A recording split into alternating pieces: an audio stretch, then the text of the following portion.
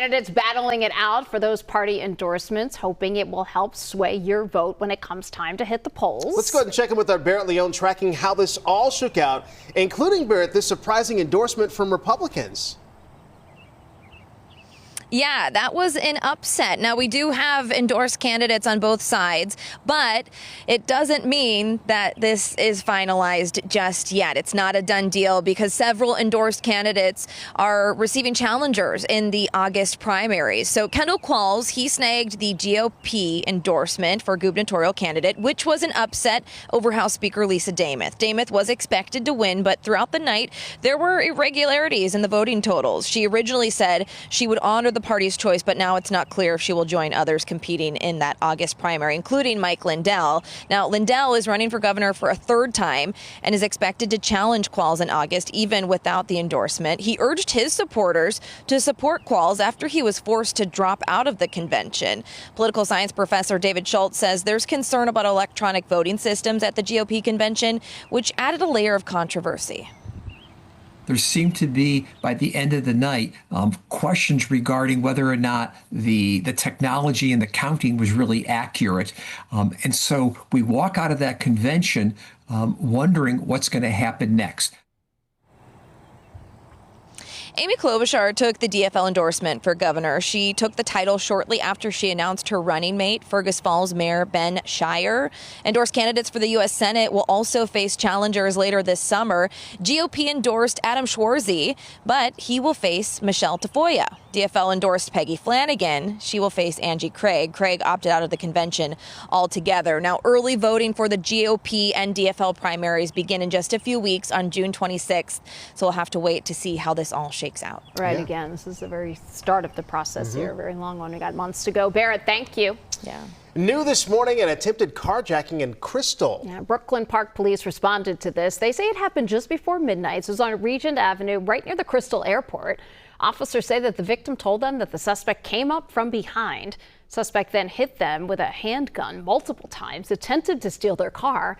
The victim was able to get away with their keys and prevent their car from being taken, but police say they are still looking for that suspect. And it was an unusual sight on the runway. This was over at MSP, and it left local plane spotters in awe.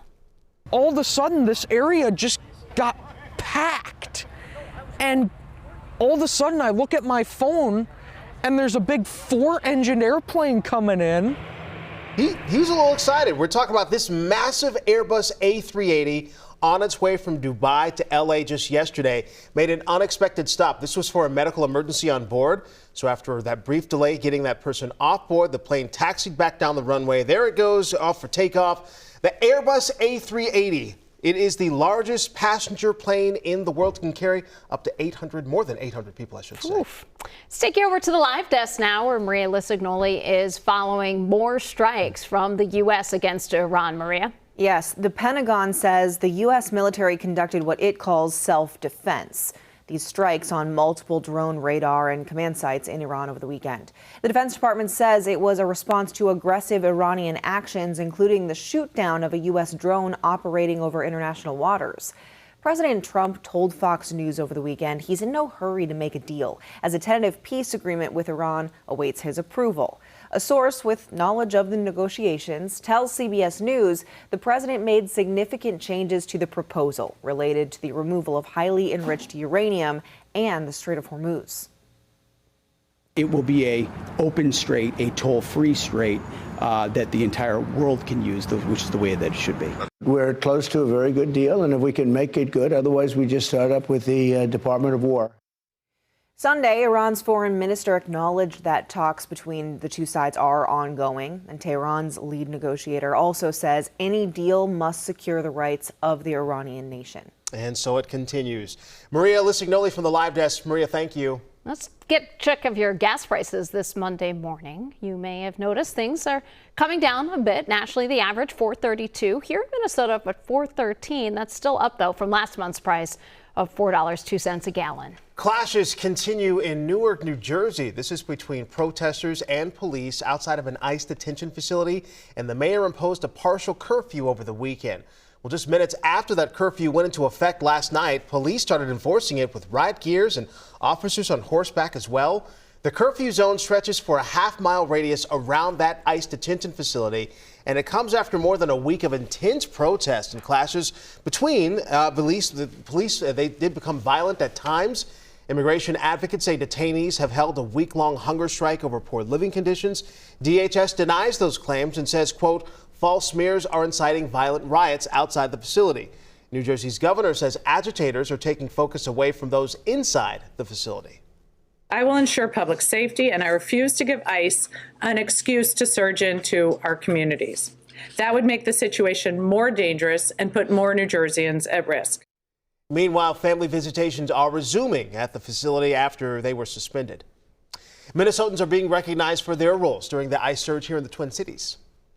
The people of the Twin Cities reminded all Americans that we cannot take our democracy for granted. Caroline Kennedy presented the JFK Profile and Courage Award. This was to the people of the Twin Cities last night. Kennedy noting that the community showed compassion and courage through peaceful resistance and mutual aid efforts. The JFK Library Foundation announced 4 local leaders that would accept the award on behalf of the community. You see some of them right here on your screen, including Imam Youssef Abdi Abdullahi from the Somali American Leadership Table, as well as Columbia Heights Superintendent Zena Stefnik. Now, Natalie Erich, she's a founder of a nonprofit that helps immigrants released from ICE detention centers, as well as Carolina Ortiz. She's the leader of a grassroots group that helps Latino families. Hundreds of kids learned to fish at Lake Harriet over the weekend, and this was as a way to remember 8-year-old Fletcher Merkel. He lost his life at the shooting at Annunciation Catholic School last year. Fletcher's parents say he loved the outdoors, taking the role of mentor when it came to fishing, so the community came together in his honor. We're just doing our best to combat what happened to us with joy and kindness, and set an example to prove that good can overcome evil. And while we're broken, we're not going away, and we're working together. The Merkels say they've raised enough money so far to provide 2 children a full ride at Annunciation.